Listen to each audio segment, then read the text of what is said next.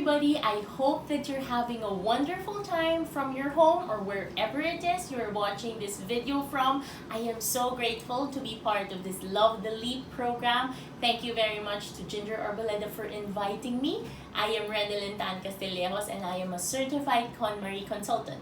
What that means is I help people tidy up their homes using a very unique method called the KonMari way of tidying. So this was started by Japanese organizing consultant Marie Kondo, and the simple factor that we consider whenever we help people tidy up their homes is we ask them whether or not an item sparks joy for them. What that means is, do the items inside your home make you happy, or do they contribute something positive to you and your life?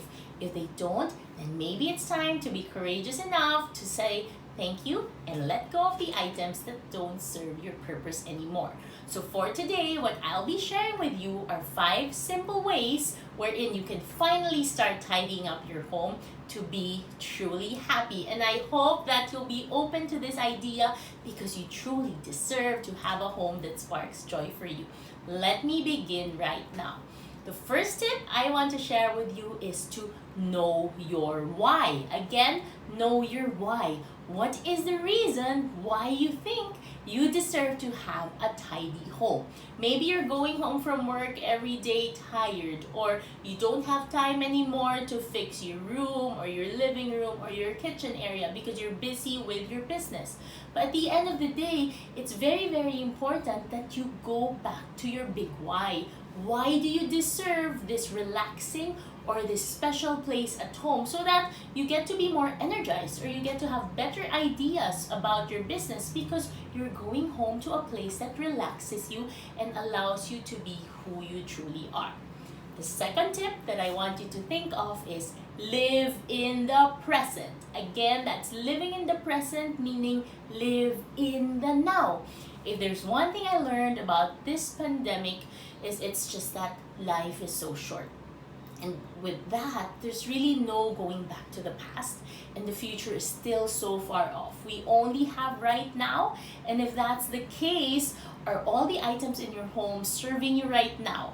Let me give you an example. I discovered when I was going through my closet, when I was doing my own personal KonMari, was that in my closet, I was only able to use 1/3 of my clothes. Can you believe that? 2/3 of it I wasn't able to use either because they don't fit me anymore or I don't like the style anymore, but I found that I was holding on to them either maybe because it was expensive or someone special gave it to me. And so after I went through that KonMari method, I'm so grateful that right now, even if I have a leaner closet with fewer pieces, I am so happy with it because every single item I get from my closet now fits me. And with that, I'm happier because I am able to live in the present. The third tip I want to share with you is set a tidying deadline. You heard that correctly. You need a deadline. For your tidying deadline, I want you to be as specific as thinking of the month, the day, and the year when you want to finish up. So once you figure that out, you can actually write that down in your notebook or your planner. What you have to do is to commit to that particular date. Because once you have that set, then it's going to be easier for you to schedule maybe weekly, daily, or even monthly tidying sessions. What's important is the consistency that you'll have, because at the end of the day, once you reach that deadline, you will be so grateful to yourself. And also, one friendly tip, please don't make your deadline too far off from now, because the longer you wait, the longer it is that you are not enjoying a tidy and spark joy home. The fourth tip I'd like to share with you is very helpful when you're now face to face with all of the items in your home. And this is, ask yourself 3 simple questions.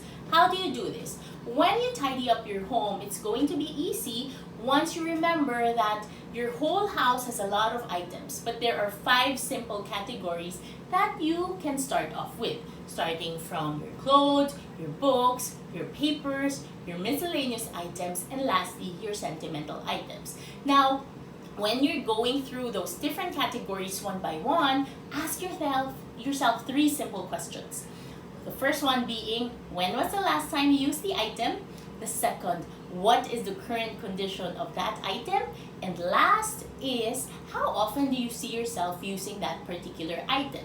Now, when you ask those three very objective questions, if at the beginning you thought you won't be able to let go of anything, but if you're honest with yourself and you answer very, very sincerely, you'll realize that you will be able to let go of other things.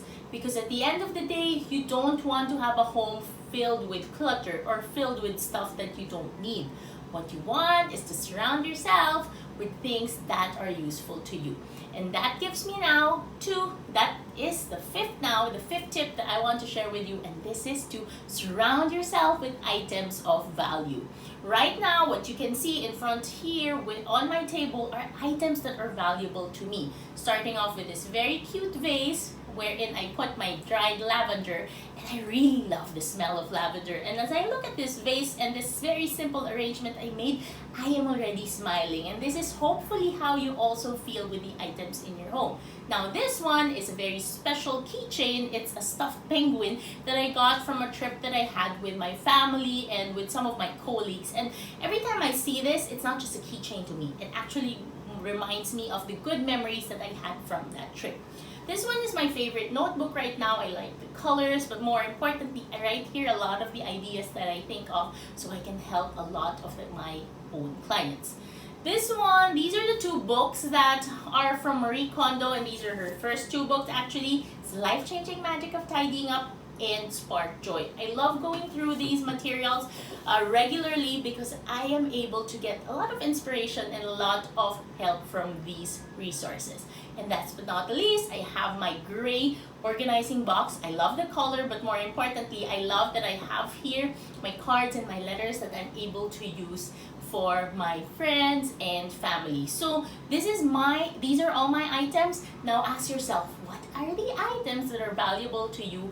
And if you know that, make sure that it's within easy reach and you're able to use it regularly. So to summarize, just remember these 5 simple tips that I'm sharing with you. The first one is know your why. Number 2 is live in the present. Number 3 is set a tidying deadline. Number 4 is ask yourself the 3 simple questions. When was the last time you used the item? What is the current condition of that particular item? And how often do you see yourself using that item in the future? And last but not the least is surround yourself with items of value. Because once you do that, you will be surprised that there's going to be a lot of positive effects when you now go home to a home that is tidy and works for you and makes you happy.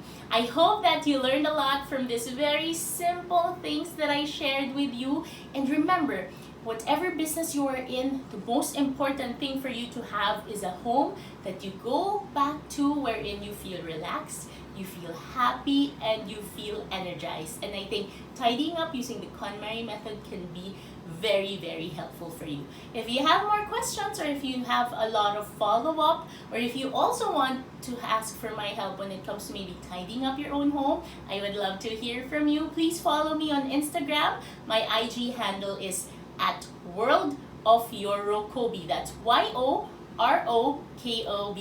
Again, that's at World of Yorokobi. To those of you who are wondering what that means, Yorokobi is the Japanese word for joy.